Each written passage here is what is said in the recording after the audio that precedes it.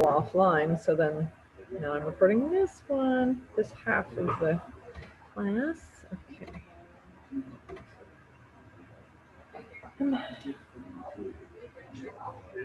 Boy, first world problems, eh? And no internet connection, man. It's a good reminder that, dude, if this is my biggest problem, I got it made.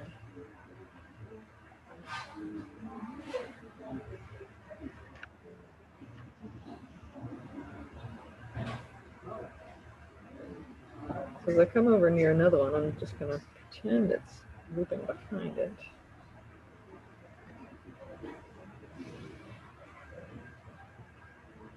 Or we could aura them if we want to make sure there's white space among them. All right, staying on track. We've got 2 more patterns, yep, 2 more spaces to fill. So I thought maybe we'd do some Winzetta and some Infinity. Let's put our Winzetta over here. You will need a biggish space. I don't know. Okay, I'll put it over here. So this is one where it's helpful to have a grid, but it doesn't need to be a grid. So we're going to just do not too big, 4 kind of flowing out from the middle things like that. And then we'll, whoa, that wasn't right. Make it, nobody I know, okay. Make it a little 3-dimensional, whatever, fan there.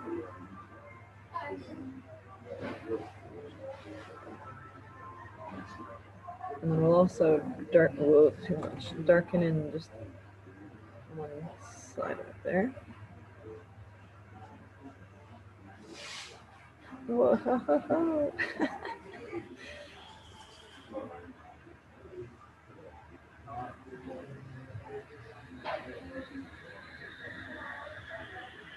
Okay, now we're going to kind of, I just think of these like handkerchiefs or something.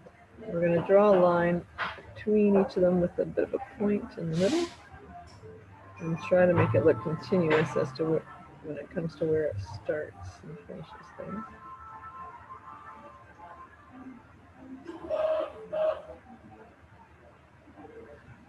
Like that. And we can go out from the middle and add some dimension with that little line there. Whoa. Or you can go in and pattern it with different things, whatever. Ooh, what happened there? And then I'm going to draw another one of those over here, trying to make my things go at slightly different angles from the other one.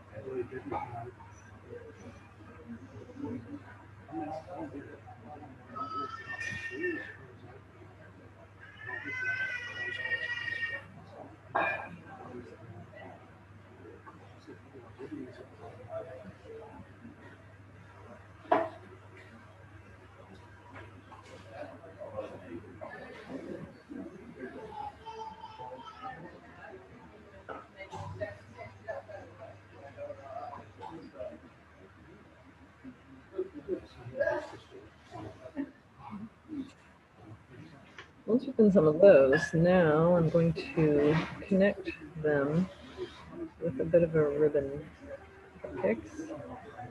And you can connect different parts of one handkerchief.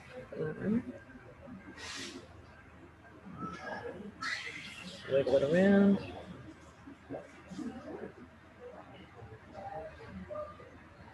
Kind of like that. And then I'm going to, oh wait, yes, on these ones. So we're gonna, this is curly Q, the pattern curly Q. Ooh, can I add some depth to, ooh, that's funny. Kind of zigzagging around the line to make it look like a ribbon flowing like that. I don't know if any of you are contact lens wearers, but when I do this, I notice I mustn't blink much because I find myself with dry eyes. So if you see me doing that, that's what's going on. Okay, now that I've got those ribbons three-dimensionalized, now I let the outline of the ribbon and the handkerchief. And I like to put lines in that space. This is totally optional, but I saw it done and I've done it ever since. So it kind of brings the handkerchief and the ribbons to the forefront, like they stand out a little more.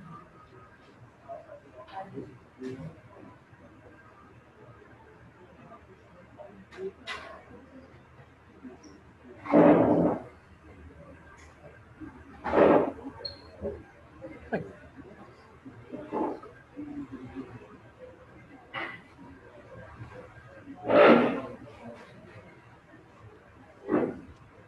It gets tricky in the tight spaces, but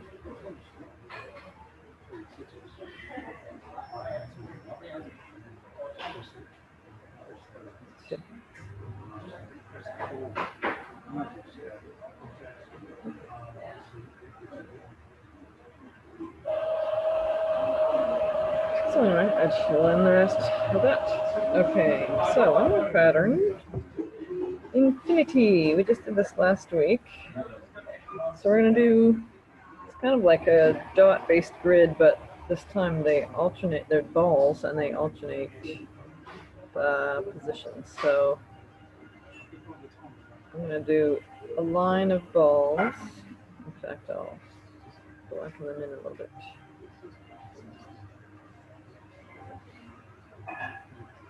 They look kind of like olives. Yeah, I probably said that last week, didn't I? I think I tend to do them too close together, so it's tricky. Try not to put them too close. And then I'm alternating, staggering where the other ones go here.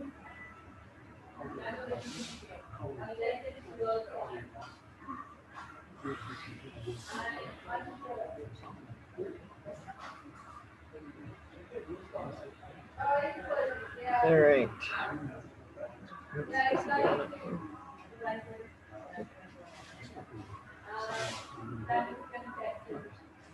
All right, so I don't know that there's a hard and fast pattern as to which, or hard and fast rule as to which ones you're supposed to connect, but it looks like you're supposed to connect a ball from one line to a ball from another line, not necessarily the ball to the next to it in the same line, but I don't think it really matters.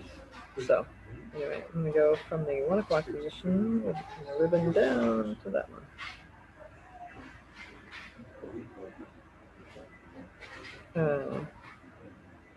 Yeah, we'll do that on a few different ones here.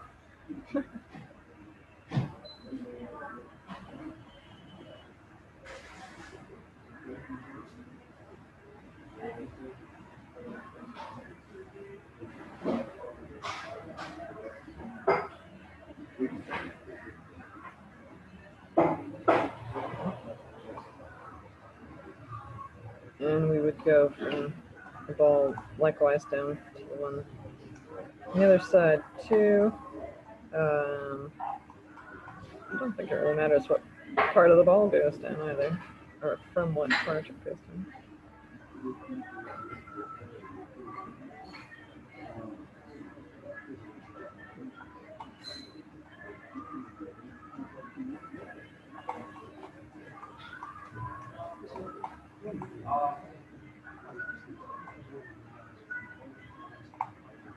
And then we'll make these a little more ribbony with that.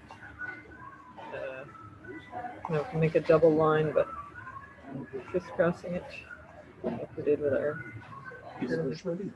So you're going, okay.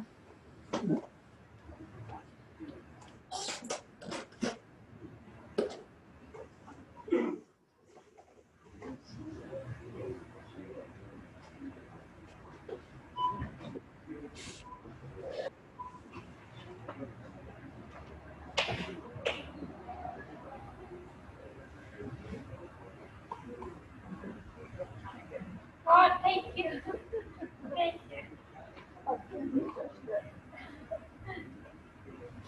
don't remember where these are all supposed to be connecting, but whatever. I guess this goes up to one above it. So you can go in and make another one.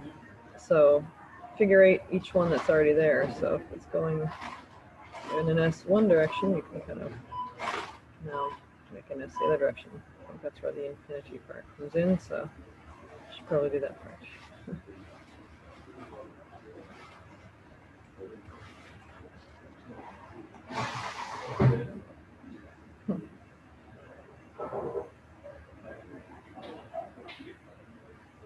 And sometimes when you're not sure where it goes, you just kind of put in lines and whatever looks nice. You know, some ribbons here. I can't think of what direction they're supposed to be going, but so I remind myself that, you know what? Probably nobody else is going to be keeping track of where the ribbons are supposed to go. Just sure not. fun with it. Whenever I make a mistake, I think to myself, you know what? Nobody else is going to notice that. I could challenge them to find a mistake, and they wouldn't find it. It's true. We filled in our star here, essentially. Now, so we have some different options here. We could go around, and I think what I might do is just outline the whole star. Might look nice. But what we could also consider doing is, if we want to put other patterns, man, my outlining job is not stellar. So anyway, if we want to do other patterns around it, like one of my cards has the star, and then it's got the ribbons and the balls and stuff. So I start with the star. I start with the middle thing. And then, like for that one, I just, the ribbon around the edge, I just loosey-goosey did a ribbon around the edge. Nothing, no rules about that one. So, no particular methodology. Sometimes I loop it around a little. Keep going off my board here.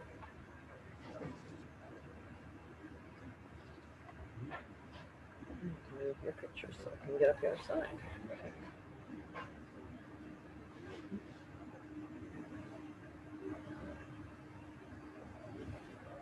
Anyway. And then with the ribbon, again, we do that curly Q thing.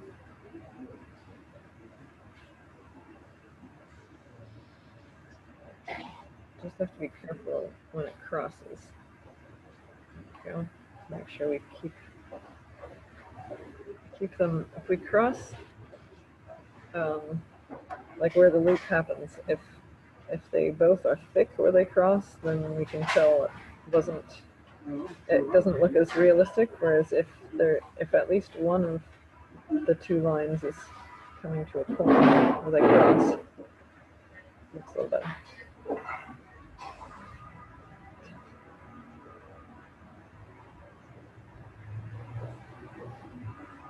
That was kind of funny.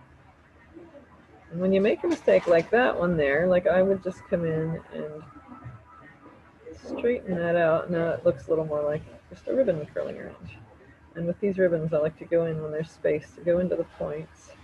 You can either do this with pen or with your pencil. Go in and shade the points, and that lends some dimensionality to it too. And as I'm doing that, it's like, ooh, look, I can see it. It's cool. Starting to come alive.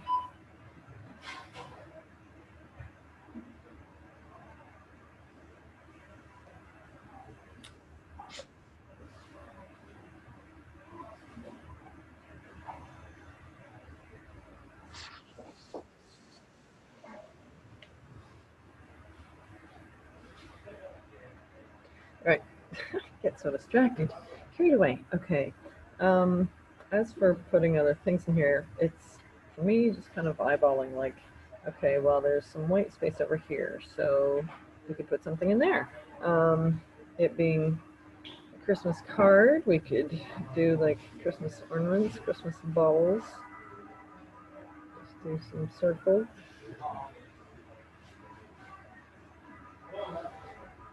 You have them overlapping or just snugging right up against each other. Starting to look like a snowman, which is not my intention. But you could do something. Oh, it's not very round.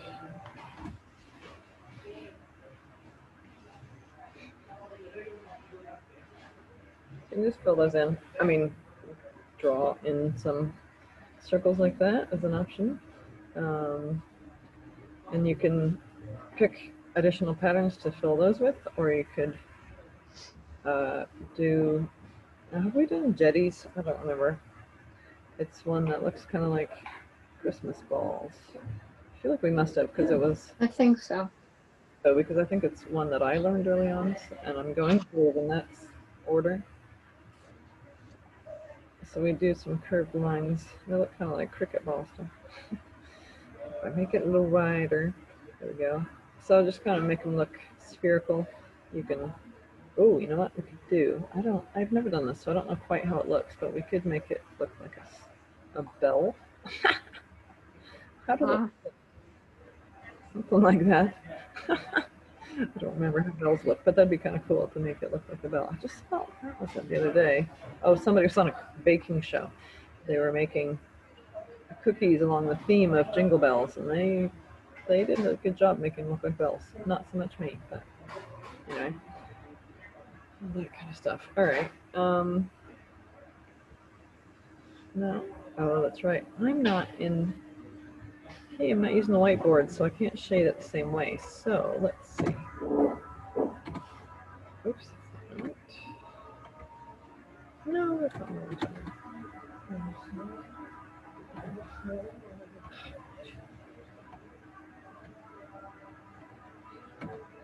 There we go. Okay. So if I change this, should be able to.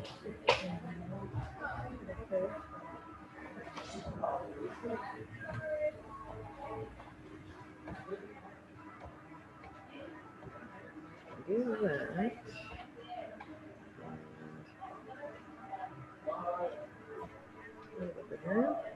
And change the opacity as well. Okay, let's try this. Let me see if I can shade similar to my whiteboard. Let's see, does it work? Yeah, okay. On full screen, okay. There we go.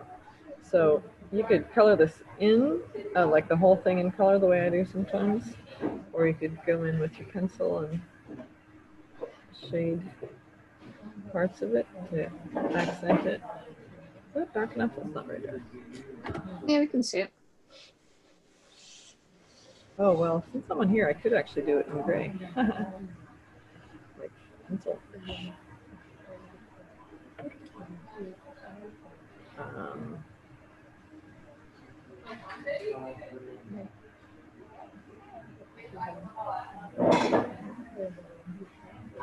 So you can pick what you're going to shade or if you're going to color it.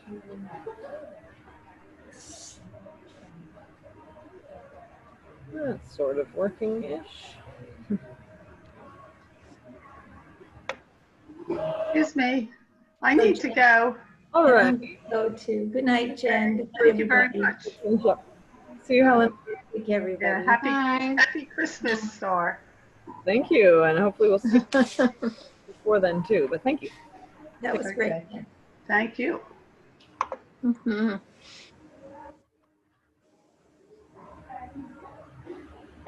Oh, we lose Peg too. Okay. Yeah, they have a class or something. All right. Oopsie. All right. And if we want to put in some text, we can do that too.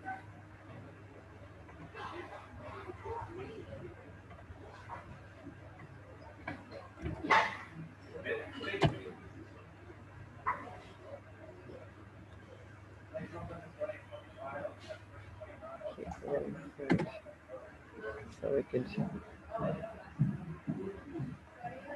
we could write in Merry Christmas.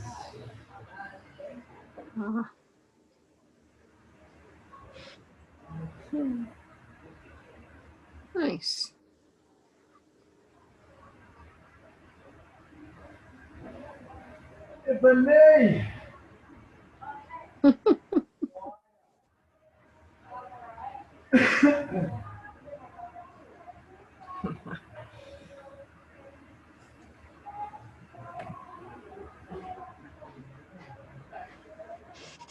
I'm just amazed that you can be in a cafe without a mask and No. like. I mean, everywhere you go, we've got, I guess, are we done with the screen? We're done with the screen, right? Stop screen sharing. And in fact, perhaps I'll stop recording because we don't need that anymore either.